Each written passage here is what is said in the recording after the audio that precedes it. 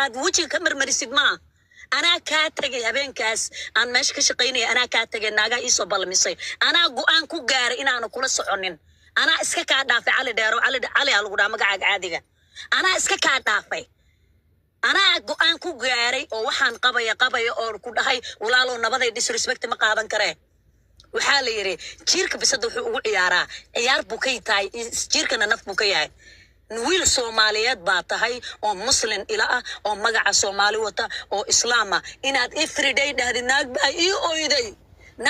ii ooyday oo qabiilkeeda iiga baxday wallahi oo billahi talla waa laga raganimo baday taas waa laga sharaf badan yahay wariyaa waa lagu ooyin karaa maxaa tahay adigu bili aadan baa tahay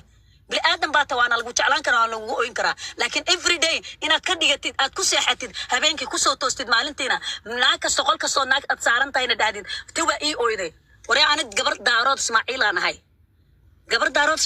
gabar Soomaali aan aniga ahay